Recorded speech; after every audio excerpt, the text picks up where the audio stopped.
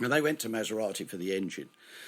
Didn't tell him who it was for, but I think from the specification they guessed. It was obvious, yeah. And nobody else would build a car with that kind of that's spec. right. And then the trouble, I think, was that, of course, first of all, they launched it in time for the oil crisis, which wasn't good.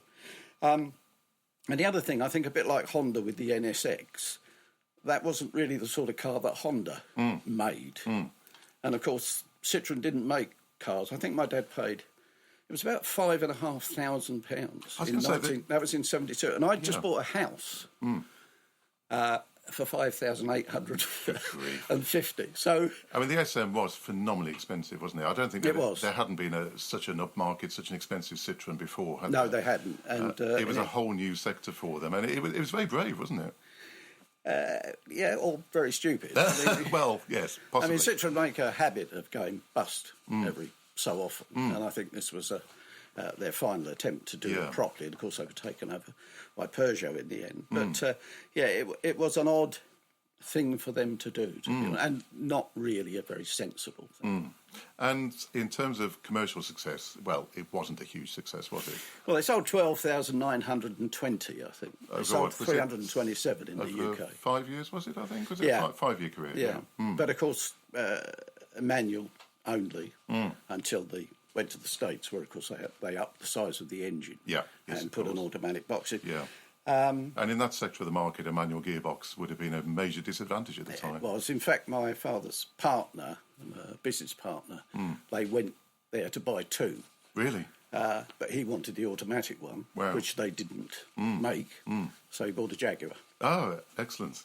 Yeah, which it's shocking to think that Citroen was trying to sell a car in the same price sector as a Jaguar at the time, and obviously here in the UK, most people would go the Jaguar route, wouldn't they? Yeah, I think so, because Citroen, it's a bit of an oddity anyway, isn't it? And always has been. So, and never sort of big sellers. So the DS obviously sold millions worldwide, but no, the SM was it must have been seen as a commercial disaster, particularly as, of course, so many of them went wrong within the first year. Well, you know all about things going wrong with SMs, don't you? I mean, how long have you been specialising in them professionally? Oh, I don't know. How long would that be, Nath? That would be some time. Quite a few years now. Yeah, must be 5 or 6 years that we've done them. I mean, obviously, Nathan's been fixing my car for 25 years. Sure. But you've both become now renowned as SM experts, and I guess a decent proportion of the SM owners in this country are going to need your services at some point. At some stage they will, because although, of course, all the sort of real weaknesses of the car have really now been ironed out, and they had, 3 major ones. Are there many all-original cars left, or have the vast majority been restored now?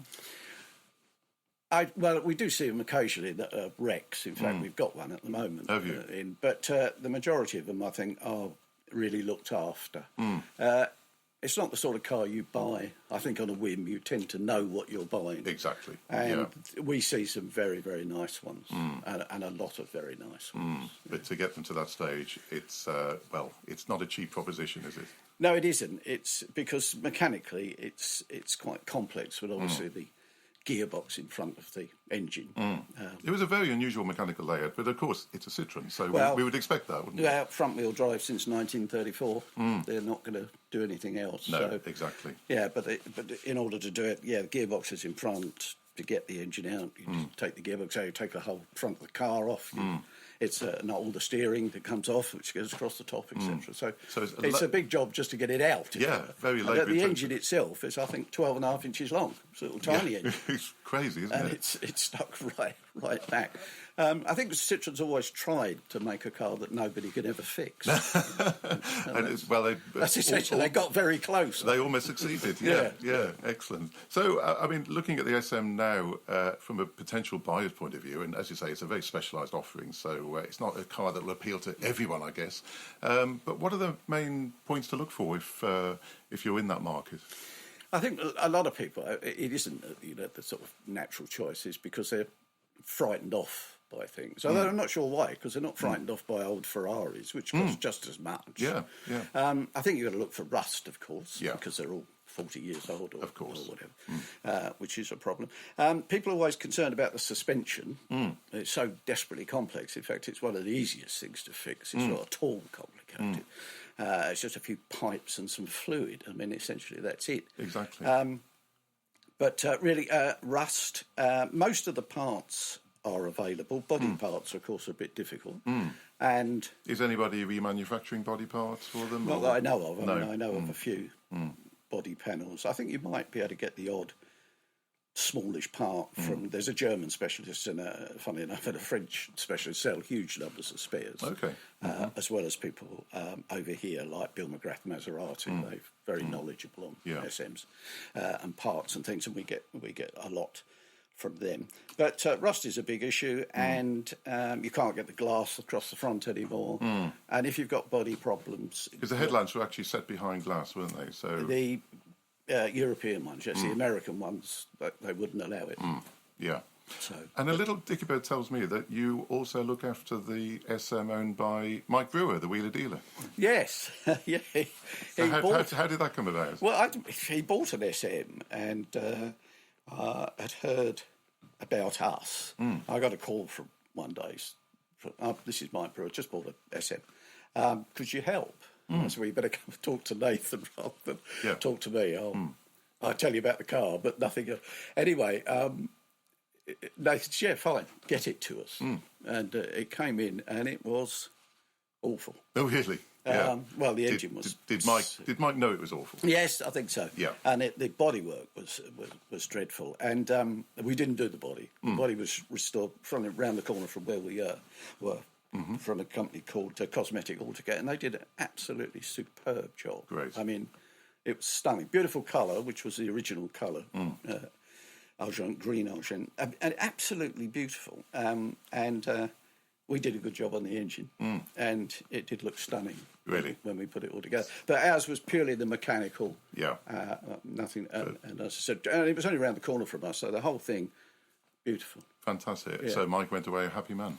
He did, yes. Yeah. He's still got it. In fact, Excellent. we've got it at the moment. You've got it at the moment, okay. So you still maintain it? We went and picked it up, and because, of course, he's never here. In fact, we took it to a show the other day, which we do. Otherwise, it just sits there. Yeah. But we've got we've got a window to fix.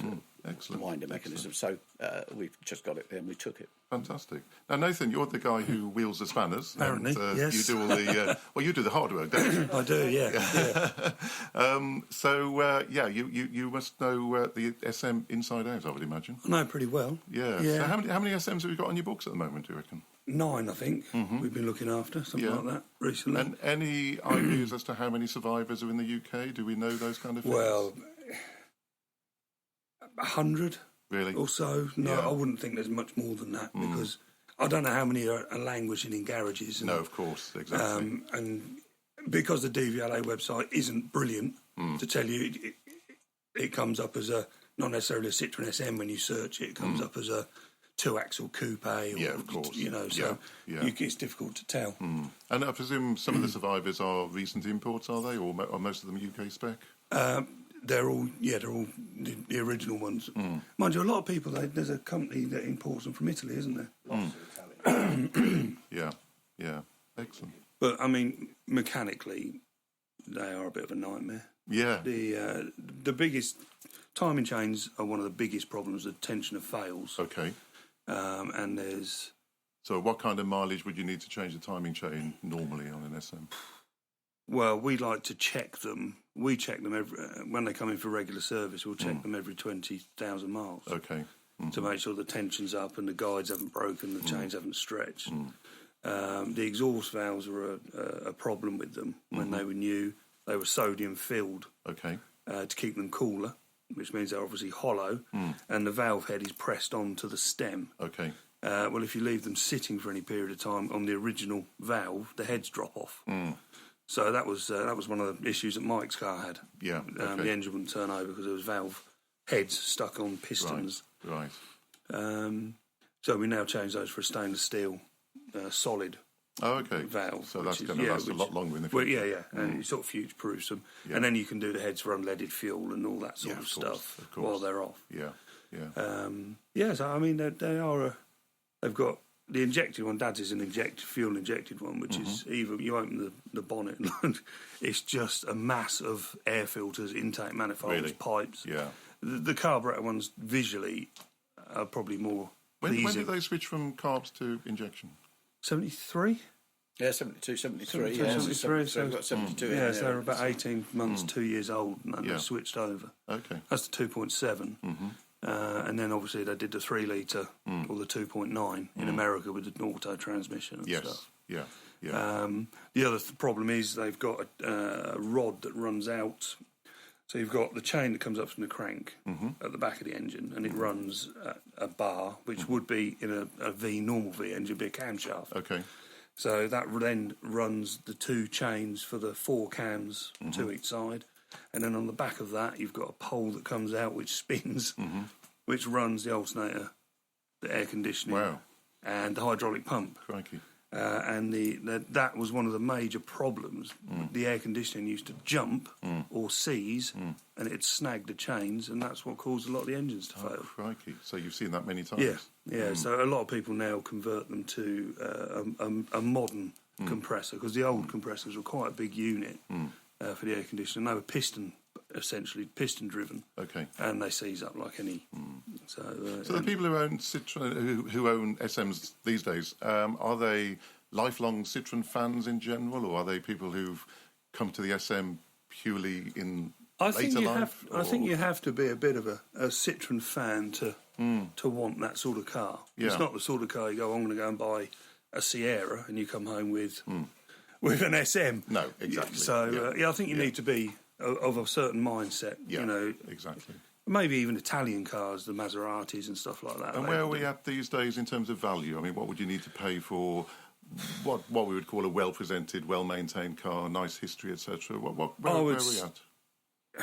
I would say 40,000 is a good price. That will get you a decent That would get you a nice, usable, clean example. We've seen them for a lot more. Whether they sell for that, you don't know, do you? But if you pay we've seen them for 50, 60 grand. Have you? Yeah, really? you know, before, in auctions and magazines. But if you pay much less than 40, then you could end up spending more in repairs and restoration. If you buy one for, say, £10,000 now, you'd be spending the 30,000 on it to bring it up to easily. Exactly. But it's the rust. You know, they're starting to have a few problems around the front chassis. They're starting to crack now and stuff. And I think the DSs are as well. They're become quite apparent recently. They're a great when they run. And I mean, Dad's has been the most reliable SM in the world. Really? Yeah. But that's through careful maintenance and knowing. The only time it ever breaks down is in the workshop. A couple of times it's been, you know, things like oil coolers have split, or you know, something's happened.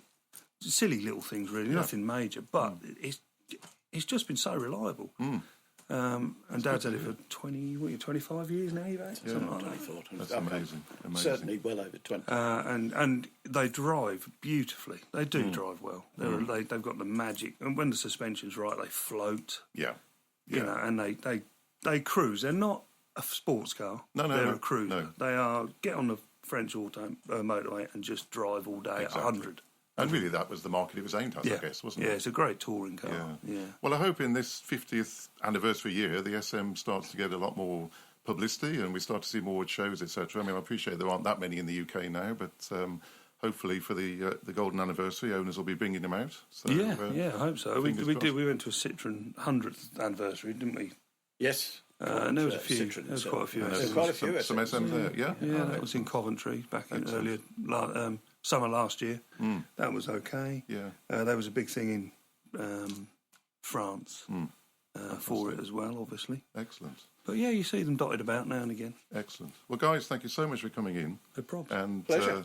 Thank you for keeping the flag flying for the SM. It's a fascinating car. It is. I'm delighted that there are some people out there who can look after them for us.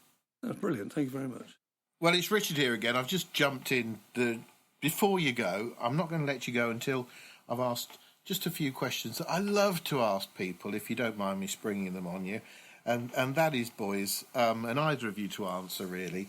My first question, of all the cars you've owned, and I know you've owned an awful lot, both of you, which one would you say you miss the most? That's difficult. I had a couple of nice DSs, which I mean, but I also had a Lancia Gamma Coupe. Oh, that's a and I rarity. really liked that. It was a manual, And